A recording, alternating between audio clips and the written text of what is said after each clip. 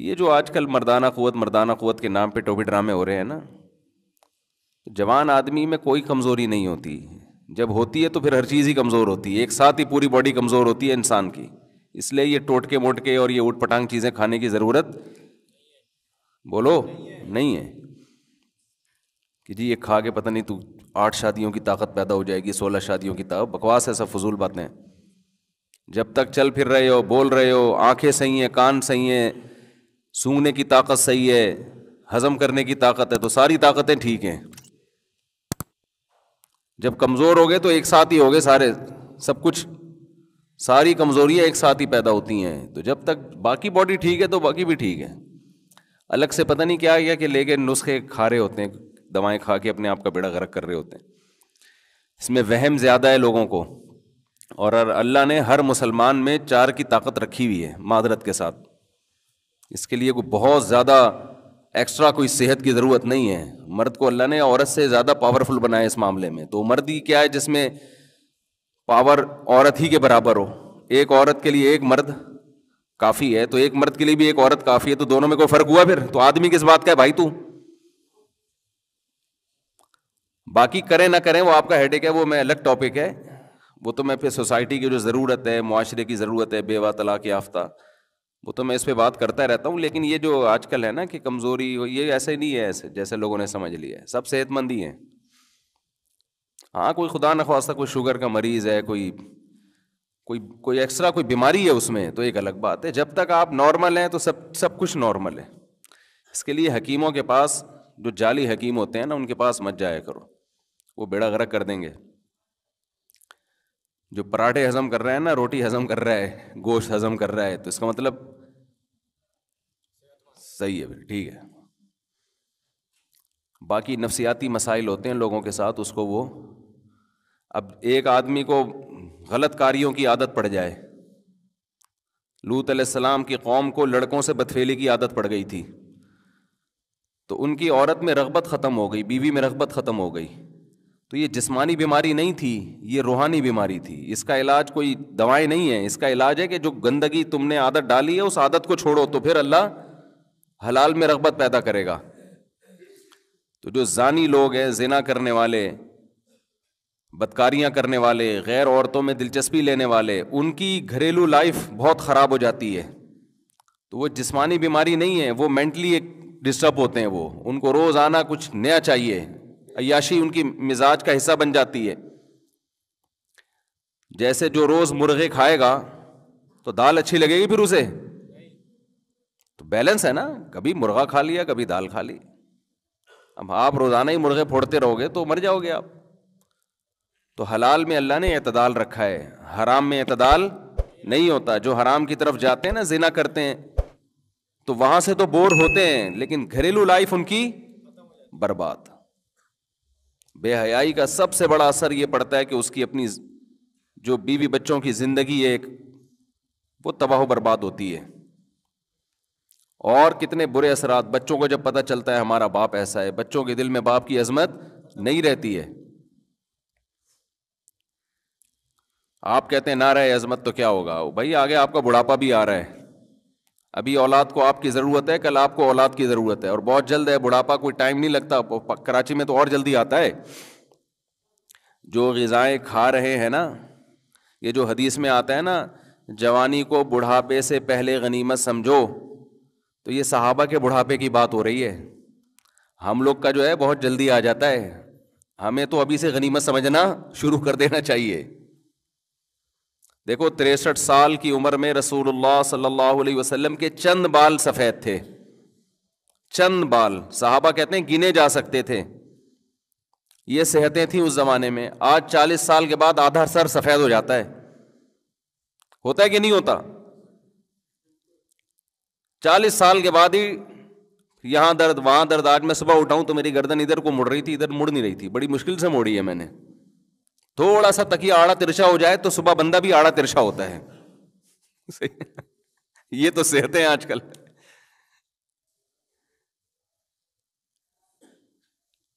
اکثر لوگ صبح اٹھے ہوئے ہوتے ہیں نا، یار ادھر پین ہو رہا ہے، ڈاکٹر کہتے ہیں بھائی تکیہ اونچا کر دیا تھا آپ نے. تو پہلے بھی لوگ آڑے ترچھے سوتے تھے، اینٹوں پہ سو جاتے تھے. اب تھوڑی سی آڑے ترچھے ہوئے اور آپ کی باڈی کا فرما کیا ہو گیا, وہ بھی اسی حساب سے. اس کو سیٹ کرنے میں کتنا الٹی, یعنی اب اس کروٹ پہ سو آپ اسی اسٹائل میں, تاکہ بیلنس برابر ہو جائے. تو اس زمانے میں اتنی زبردست صحتیں تھیں لوگوں کی. اس زمانے میں نبی صلی اللہ علیہ وسلم فرما رہے ہیں کہ غنیمت سمجھو, اللہ نے جو جوانی دی ہے, بہت جلد بڑھاپا آنے والا ہے. صحابہ میں ہم دیکھتے ہیں 100 سال کی عمریں ہوئی ہیں, 90 سال کی عمریں ہوئی ہیں, اور جو انتقال جن کا ہوا وہ بھی اکثر کا میدان جنگ میں شہید ہو کے ہوا ہے, اکثر میدان جنگ میں شہید ہوئے ہیں.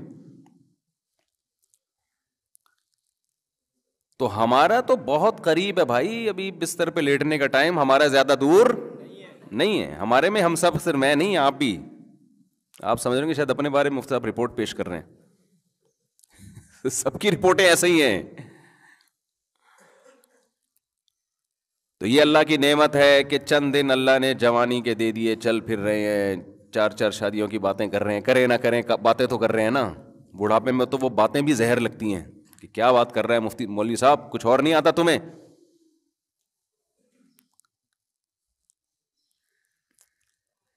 اور تیسری چیز نبی نے فرمایا فراغ کا قبل شغلق, جیسے جیسے آپ کی عمر بڑھے گی نا, آپ کی مشغولیت کم ہونے کے بجائے بڑھے گی. جتنا ویلا جوانی میں ہوتا ہے نا, پنجابی میں ویلا ہی کہتے ہیں نا, اتنا ویلا بڑھاپے میں نہیں ہوتا, مصروفیت بڑھتی ہے.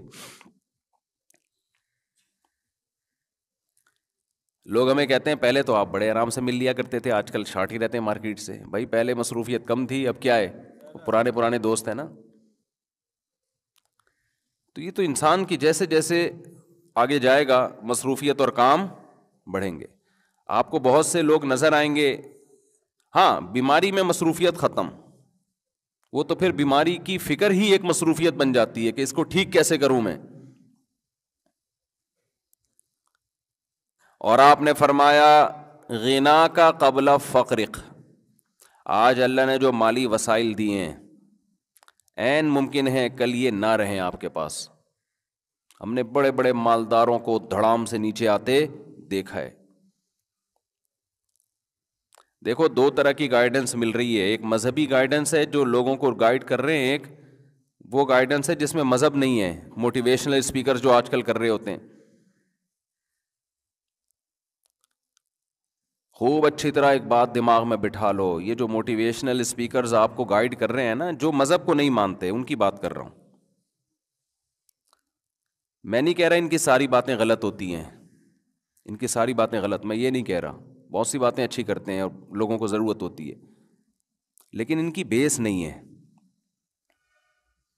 ان کو سکسیس کا مطلب ہی نہیں پتہ ہے, کامیابی کا مطلب ہی نہیں پتہ ہے. جس آدمی کو کامیابی کی ڈیفینیشن ہی معلوم نہ ہو, وہ آپ کو کیسے کامیاب بنا سکتا ہے؟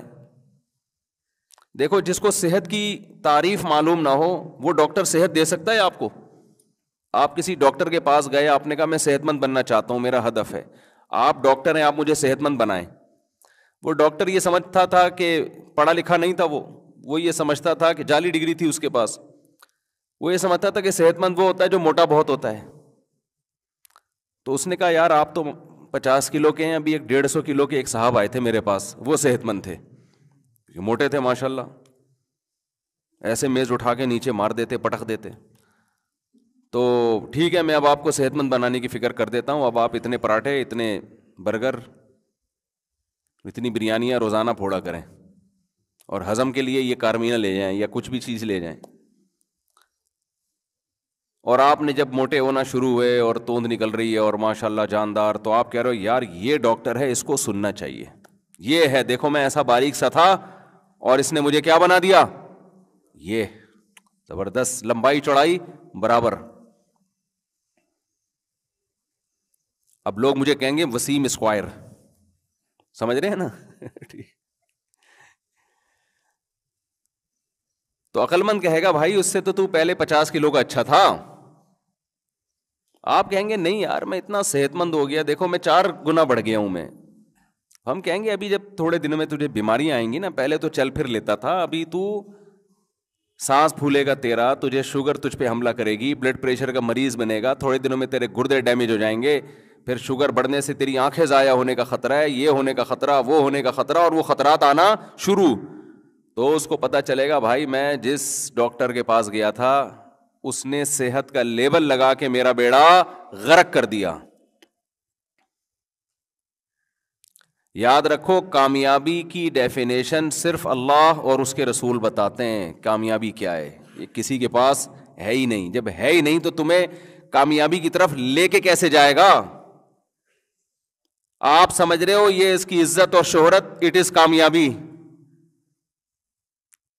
یہ کامیابی کا دھوکہ ہے, یہ کامیابی نہیں ہے.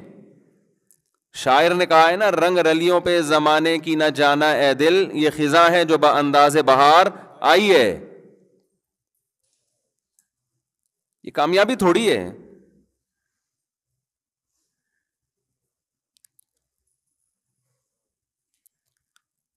کامیابی صرف دو لفظوں میں, جس کا رب اس سے راضی ہے, خدا راضی ہے بس. کیونکہ کامیابی کی خزانے کس کے ہاتھ میں ہیں؟ اللہ کے ہاتھ میں. تو رب کو تو یہ اپنی ڈکشنری میں لاتا ہی نہیں ہے نا. مجھے ایک بات بتاؤ, آپ کسی اسٹیٹ میں کسی ریاست میں ہو اور ریاست آپ کو جج بھی کر رہی ہے, حکومت ہے آپ کو دیکھ رہی ہے کیا کر رہے ہو, آپ اپنی زندگی گزارنے کا وہ طریقہ اختیار کرتے ہو جس میں جگہ جگہ گورنمنٹ کے لاز کو آپ توڑ رہے ہو, قانون کو توڑ رہے ہو. گورنمنٹ آپ کو کچھ نہیں کہہ رہی. کیوں؟ اس کا ایک طریقہ ہے کہ بھائی ایک پراپر طریقے سے سزا ملتی ہے اس میں. ایک طریقہ تو یہ نا, آپ نے سگنل توڑا اور فوراً ٹریفک پولیس والے نے پکڑ لیا. کچھ جرائم ایسے ہوتے ہیں جو بڑے جرائم ہوتے ہیں, ایجنسیز آپ کو چھوڑ دیتی ہیں کہ ابھی دیکھو اس کے ایک نیٹ ورک پکڑو پورا ہے. بھائی ایسے ہی ہوتا ہے نا, ابھی اس کو ذرا باتیں کرنے دو, اور پورا نیٹ ورک جو ہے نا پکڑ کے ایک ہی دفعہ میں طبیعت سے چترول لگیں گے. اللہ تعالیٰ قرآن میں بار بار کہتے ہیں کہ میں نے بنایا ہے, لا تحسبن اللہ غافلا عما یعمل الظالمون. جو ظالم لوگ جو کر رہے ہیں نا, مجھے غافل نہیں سمجھنا اس سے. ظالم لوگ, ظالم سے مراد صرف انسانوں پہ ظلم کرنے والا نہیں, جو خدا کے ساتھ ظلم کرے, جو خدا کی مانے ہی نہیں. یہ موٹیویشنل اسپیکر زنا کے خلاف کیوں نہیں بولتے؟ یہ کیوں نہیں کہتے کہ گرل فرینڈ رکھنا گندی حرکت ہے, بھنگی چماروں والا کام ہے؟ یہ کیوں نہیں بولتے؟ یہ کیوں؟ یہ خدا کا مسئلہ ہے, یہ ان کا ہیڈک تھوڑی ہے. زنا کو کون ناپسند کرتا ہے, ریاست یا خدا؟ بولو نا کیا ہو گیا میرے بھائی. یہ کیوں نہیں بولتے کہ زنا مت کرو؟ جو زنا سے بچتا ہے وہ کامیاب ہے, جو زنا کرتا ہے وہ بھنگی چماروں والی حرکت کر رہا ہے. گدے گھوڑے زنا کرتے ہیں یا نکاح کرتے ہیں؟ بولو نا. وہ نکاح تھوڑی کرتے ہیں. گدے گھوڑوں والی زندگی ہے یہ گرل فرینڈ. ٹیشو پیپر کی طرح عورت کو استعمال کیا اور بعد میں چھوڑ دیا. آپ کامیاب ہیں دنیا کی نظر میں, آپ کو پیسہ مل گیا, عزت مل گئی, آپ اسٹیج پہ کھڑے ہو گئے, لوگوں کو گائیڈ کر رہے ہیں, لوگ کہہ رہے ہیں بھائی کاش ہم بھی اس جگہ ہوتے. یہ بھول گئے کہ جس نے بنایا ہے, یا تو یہ کہو کسی نے نہیں بنایا, اے وہی بس ڈارون وارون جو دم بندر کی اور وہ سب مارکیٹ سے پھر دم شارٹ ہوئی. بندر یہی, وہ بندر کہہ رہا ہوں, ڈارون یہی کہتا ہے نا کہ دم تھی پھر مارکیٹ سے دم کیا ہو گئی, شارٹ ہو گئی. نہ دم دے رہے نہ دم کے پیسے دے رہے. تو یا تو اس نظریے کے آپ حامل ہو جائیں کہ بس ایسے ہی یہ سب اتفاق سے ہے, تو ہم تو نہیں مانتے بھائی, یہ نہیں ہو سکتا, یہ نہیں ہو سکتا. خود بخود یہ سارا نظام نہیں چل سکتا. اور اگر کوئی کائنات کو بنانے والا ہے تو سب سے زیادہ ویلیو آپ کو اس کریٹر کو دینی پڑے گی جس نے اس کائنات کو اور انسان کو بنایا. اگر آپ اپنی لائف سے, اپنی زندگی سے اس کریٹر کو نکالو گے, آپ کامیابی کے فضول قسم کے دعوے کرو گے. دیکھو نبی صلی اللہ علیہ وسلم نے فرمایا کہ یہ جو دل ہے نا, یہ اللہ کی 2 انگلیوں کے درمیان میں ہے. جب چاہتا ہے جدھر کو چاہتا ہے پلٹ دیتا ہے. سکون کس کے ہاتھ میں ہے؟ خدا کے ہاتھ میں. آپ زنا میں سکون تلاش کر رہے ہو. میں سنتا ہوں بعض دفعہ موٹیویشن اسپیکر کی, آج کل تو آ جاتے ہیں نا سامنے, کچھ بھی دیکھ رہے ہو, 2 منٹ کی تقریریں آ رہی ہوتی, کہیں ان کی ڈکشنری میں خدا ہے ہی نہیں. خدا کو راضی کرنا یہ ان کی لغت میں ہی نہیں ہے. تو کامیاب کیسے ہو گئے بھائی؟ تم ایک اسٹیٹ میں رہتے ہو, ریاست میں رہتے ہو, حکومت کے قانون کو فالو نہیں کر رہے. یا تو بچ جاؤ گے اگر حکومت کو پتہ نہیں ہے, حکومت کو پتہ ہے تو پھر بھی بچ جاؤ گے اگر حکومت میں عدل و انصاف نہیں ہے. لیکن اگر حکومت میں عدل و انصاف بھی ہے حکومت کی نالج میں بھی ہے کہ یہ جرم مجرم ہے، تو پھر تم جتنا کامیاب ہو رہے ہو نا، سمجھو اتنا ہی زیادہ ناکام، کیونکہ پھر یہ کامیابی ڈھیل کی علامت ہے. جیسے خفیہ ایجنسیاں بڑے بڑے مجرم کو چھوڑ دیتی ہیں، چھوٹے چھوٹے کو چترول لگا کے معاف کر دیتی ہیں. جو ملک کی ریاست کے باغی لوگ ہوتے ہیں نا، ان کو وقتی طور پر پنپنے دیا جاتا ہے. تبھی تو میں یونیورسٹیوں میں کہہ رہا ہوں، آج کل جو ملک کی بغاوت کی یونیورسٹیوں میں تحریکیں چل رہی ہیں، ان نوجوانوں سے کہہ رہا ہوں اپنی جانوں پہ رحم کرو.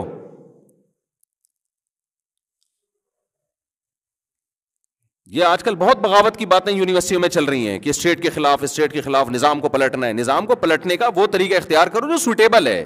ہم نظام کی تبدیلی کی کوشش کو غلط نہیں کہتے، کوشش وہ کرو جو گراؤنڈ ریئلٹی سے میچ کرتی ہو. مسلح بغاوت کی باتیں اگر آپ نے یونیورسٹیوں میں شروع کر دی تو یہ جو اس طرح کی ٹریک پہ آپ کو چلا رہے ہیں نا، خود بھی مریں گے، آپ کو بھی پٹوائیں گے یہ. اور جب آپ جیلوں میں چمڑیاں ادھیڑی جائیں گی نا، پھر آپ ان سے یہ بہت ہوتا رہا ہے ماضی میں. تو لڑکوں کی صلاحیتیں خراب کر رہے ہیں، برباد ہو رہی ہیں صلاحیتیں. جس ایجوکیشن میں آپ لگے ہو اس میں ترقی کرو.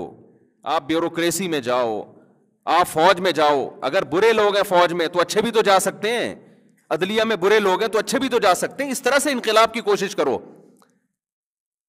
ہر تھوڑے دن میں یونیورسٹی میں کوئی بھی بغاوت کے نام پہ لڑکوں کو، یار یہ خلیفہ کہاں ہے، خلیفہ ہمارا تو کوئی خلیفہ ہی نہیں ہے، تو خلیفہ بناؤ. ایجنسیوں کو سب پتا ہوتا ہے کون خلیفہ بنا رہا ہے، کون بن رہا ہے. اور یہ کئی سالوں سے تحریکیں ملک میں چل رہی ہیں، کئی سال. اس میں ہوتا یہ ہے کہ ایجنسیاں ٹریس کر رہی ہوتی ہیں کہ یار ان کا یہاں اجلاس ہوتا ہے، یہاں یہ باتیں کرتے ہیں، یہاں تو ٹھیک ہے اتنے لوگ ہونے تو اتنے ہم افورڈ کر سکتے ہیں، اس سے تھوڑا زیادہ ہوں گے تو پرانے والوں کو اٹھاتے ہیں، پھر وہ مارتے ہیں پیٹ. وہ تو پھر ان کی تو کوئی حدود ہی نہیں ہوتی. پھر تو ہم بہتر نہیں ہے کہ وہ بات پہلے نوجوانوں کو بتا دیں جو بھگتنے کے بعد، تجربوں کے بعد سیکھو گے. پہلے ہی ہوشیار بن جاؤ. کوئی بھی ریاست اپنے ملک میں اگر وہ ریاست اسٹرانگ ہے، وہ بغاوت نہیں کرنے دیتی. اگر کرنے دے رہی ہے اس کا مطلب وہ پورا نیٹ ورک پکڑنے کے چکر میں ہے. الا یہ کہ ملک میں کوئی مضبوط حکومت ہی نہیں ہے، جیسے افغانستان میں، وہاں تو ایک ریاست ہی نہیں تھی نا. وہاں کی عوام اٹھی، انہوں نے پلٹ دیا سارا نظام اور الحمدللہ ایک اسلامی ریاست قائم کی. وہاں تو کوئی اسٹیبل گورنمنٹ ہی نہیں تھی. تو خیر یہ بات بیچ میں کہاں سے کہاں آ گئی. آج نوجوان دین پہ آتے کم ہیں، آتے ہیں تو پھر ان کی صلاحیتوں کو ایسی جگہ ضائع کیا جاتا ہے جہاں ان کی محنت بہت ہے، اس کا رزلٹ کچھ بھی نہیں ہے، زیرو ہے.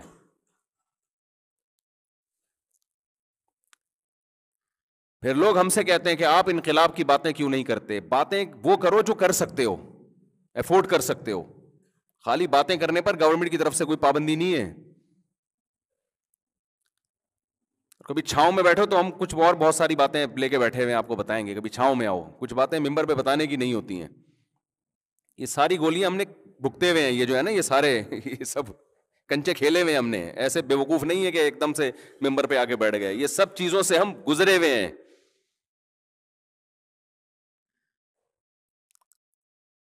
تو ملک میں انقلاب آنا چاہیے، لیکن وہ انقلاب جو انقلاب ہو، ایسا نہ ہو انقلاب کے لیبل پہ جو تھوڑا بہت پاور ہے دینداروں کے پاس، کچھ تھوڑے سے داڑھی والے باقی رہ گئے، وہ بھی مارکیٹ سے شارٹ ہو جائے. مصر میں یہ کچھ ہوا ہے ماضی میں، آپ دیکھیں تو وہاں پھر داڑھیوں پر پابندی لگا دی گورنمنٹ نے کہ یار یہ یعنی مذہب کا، اور جو تھوڑا بہت مذہب بچا تھا اس کا بھی ستیہ ناش کر دیا. تو اسٹیٹ کی رٹ کو چیلنج مت کرو، اسٹیٹ کے اس طرح سے اگینسٹ مت جاؤ کہ آپ جو مرضی کرو. ہم یہ کہہ رہے ہیں تلوار نہ اٹھاؤ، مسلح بغاوت ریاست کے خلاف نہ کرو، باقی جو مرضی کرو آپ. بلکہ وہ تو کرنا چاہیے، آرام سے ہاتھ پہ ہاتھ رکھ کے بیٹھنا ٹھیک نہیں ہے. خیر اصل ٹاپک کی طرف آتا ہوں. تو میں یہ عرض کر رہا تھا کہ نبی صلی اللہ علیہ وسلم نے فرمایا بڑھاپے جوانی کو غنیمت سمجھو. کس سے پہلے بھائی؟ بڑھاپے سے پہلے. اور اللہ نے مالی اسباب دیے ہیں، ہو سکتا ہے یہ ہمیشہ نہ رہیں. لوگوں کے کاروبار کیسے دھڑام سے نیچے آتے ہیں، تو آج اللہ نے وسعت دی ہے، اس کو غنیمت سمجھو. اور زندگی کو غنیمت سمجھو موت سے پہلے. اب غنیمت سمجھنے کا مطلب کیا ہے؟ سارے موٹیویشنل اسپیکرز یہی بات کرتے ہیں کہ اپنے ٹائم کو آپ کیا کریں، سیو کریں. اور ٹائم ویسٹنگ بری چیز ہے اور وغیرہ وغیرہ. لیکن ایک بڑا ٹیکنیکل فالٹ ان کی دعوت میں یہ ہوتا ہے کہ یہ ٹائم ویسٹنگ کی ڈیفینیشن اللہ سے نہیں پوچھتے کہ اللہ کی نظر میں وقت ضائع کرنا کسے کہتے ہیں اور انسانوں کی نظر میں وقت ضائع کرنا کسے کہتے ہیں. ایک آدمی زنا کر رہا ہے ٹینشن سے بچنے کے لیے, یہ ٹائم ویسٹ کر رہا ہے اللہ کی نظر میں. موٹیویشنل جو مذہب کو نہیں مانتے ان کی نظر میں یہ ٹائم ویسٹنگ نہیں بلکہ ریلیکس ہو رہا ہے. تو آپ جب کسی ریاست میں ہو, خدا کا قانون ہے نا, تو آپ کچھ بھی کر لو, آپ کامیاب اسی صورت میں ہو خدا راضی ہے آپ سے. کتنا آسان کر دیا نا اسلام نے, ہے بھائی. کامیاب کون ہے بھائی؟ جس کا اللہ راضی ہے, ختم. ناکام کون ہے؟ جس کا اللہ راضی نہیں ہے. اب ایک ہدف بنانا آسان ہو گیا کہ نہیں ہو گیا؟ اور جو کافر ہے نا, یہ کلابازیاں کھاتے رہتے ہیں ساری زندگی, یہ سوچتے رہتے ہیں کہ ہم کیوں ہیں. آپ نے دیکھا ہوگا اکثر ان کی جو ڈیبیٹ ہوتی ہے نا, اس میں یہ بحث اٹھائی جاتی ہے ہم ہیں کیوں, ہم ہیں کیوں, ہماری منزل کیا ہے. تو اس پہ ان کی بحث ہوتی ہے. اب آپ بتاؤ, یہ بحث ہوتی ہے اتفاق رائے سے ختم ہوتی ہے, یہ اختلاف باقی رہتا ہے؟ اختلاف باقی رہتا ہے. تو جب یہ آپس میں یہ طے نہیں کر پائے کہ ہمارا ہدف کیا ہے, تو ہمیں لے کے کیسے جائیں گے اس کی طرف؟ آپ ٹرین میں بیٹھ گئے ہو, پتہ ہی نہیں چل رہا کہ جانا کدھر ہے. ایک آدمی کہہ رہا ہے پشاور چلتے ہیں, دوسرا کہہ رہا ہے نہیں جی ملتان چلتے ہیں, تیسرا کہہ رہا ہے نہیں جی لاہور چلتے ہیں, چوتھا کہہ رہے خانے وال چلتے ہیں, پانچواں کہہ رہے سرگودا چلتے ہیں, کہہ رہے نہیں کوئٹہ چلتے ہیں. اور ابھی اختلاف حل نہیں ہوا اور چل پڑے, تو پتہ نہیں کہاں جاؤ گے میرے بھائی, نہ کوئٹہ جاؤ گے کچھ پتہ نہیں کہاں جاؤ گے. مسلمان کا مسئلہ اللہ نے 2 منٹ میں حل کر دیا کہ تمہیں پیدا کیوں کیا بھائی؟ اللہ کو راضی کرنے کے لیے. جو کام اللہ کہہ رہے کر لو, جس سے روک رہے رک جاؤ بس. اور 3 درجات بتا دیے کہ دیکھو 3 قسم کے لوگ ہوتے ہیں مارکیٹ میں, 3 قسم کی پبلک پائی جاتی ہے. ایک ہے اصحاب الیمین, یعنی کامیابی کے بھی 3 درجات ہیں نا. ایک تو وہ ہیں جو ناکام لوگ ہیں, ایک وہ ہیں جو کامیاب ہیں, ایک وہ ہیں جو کامیابی میں بھی کامل ہیں. جیسے ہوتے ہیں نا جو ہم جسے کہتے ہیں کہ اے کیٹیگری کے لوگ اور کچھ بی کیٹیگری کے ہوتے ہیں, کچھ ہوتے ہیں سی. ہم نے جب میٹرک کیا تو اے بی سی ڈی ای پتہ نہیں کون کون سے گریڈ تھے, اب پتہ نہیں وہ سسٹم ہے یا نہیں ہے. تو ایف سے بھی پاس ہو رہے ہوتے تھے لوگ. حکومت نے کوشش کی بھی تھی کہ جس حد تک پاس ہو سکتے ہو نا, ساری اے بی سی ڈی اسی پہ ختم کر دو تاکہ فیل کوئی نہ ہو. پھر بھی بہت سے دبا کے فیل ہوتے تھے. حالانکہ امتحانوں میں ماشاء اللہ بکس سامنے رکھی ہوئی ہوتی تھی, نقل ہی نہیں کرنی آ رہی ہوتی تھی لڑکوں کو. یہ تو ہمارا ماشاء اللہ ایجوکیشن کا ابھی بھی یہی حال ہے. اسی وجہ سے میں کہتا ہوں لڑکوں سے, آپ 9th کلاس کون سی کلاس میں نہیں پڑھتے, آپ پڑھتے کہاں ہیں؟ نہیں پڑھتے ہوتے نا. تو کیا بات کر رہا تھا یار, میں دماغ ادھر ادھر بہت گھومتا ہے. نہیں آخری جو بات تھی, ابے نہیں یار,